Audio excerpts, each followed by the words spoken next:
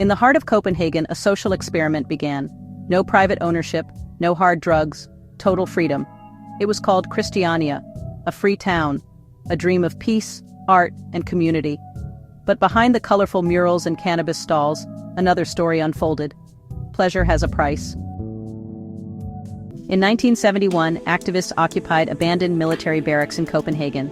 They declared the area autonomous, no traditional property rights, collective living, alternative culture. Christiania became a symbol of European counterculture. Music, open cannabis use, communal ideals, the vision, freedom from the system. The reality would become more complicated. Christiania's Pusher Street became internationally known. Cannabis was openly sold for decades. Hard drugs were officially banned, but they never fully disappeared. Over the years, overdoses occurred. Police raids became frequent. Clashes erupted. Drug money became intertwined with daily life. You could not separate the experiment from the trade. The cannabis market drew organized crime, including members of outlaw motorcycle gangs, among them the Hells Angels. Violence increased during gang conflicts tied to control of the drug trade. The utopia now required protection. Christiania was not only a playground for adults. Children grew up there. The idea was simple. The community would raise them. But many who grew up inside later told a different story in documentaries and interviews. They described parents who were often intoxicated, parents who prioritized parties, parents who were frequently high. They never knew who might be in their parents' bed. Relationships were fluid, boundaries blurred.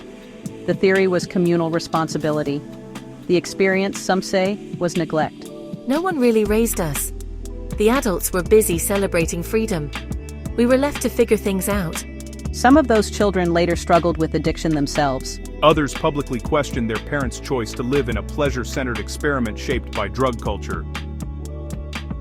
Over the decades, Christiania faced repeated police operations, drug-related shootings, gang violence, overdose deaths.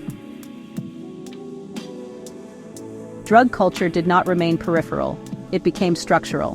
When an economy depends on narcotics, power follows the money. And where power concentrates, vulnerability grows, especially for children. Christiania still exists today, though under increasing regulation. It remains a tourist attraction, murals, music, alternative living. But behind the romantic image lies a harder question. What happens when freedom removes structure? When pleasure becomes central? When drugs finance autonomy? Some who grew up there carry nostalgia. Some were left traumatized.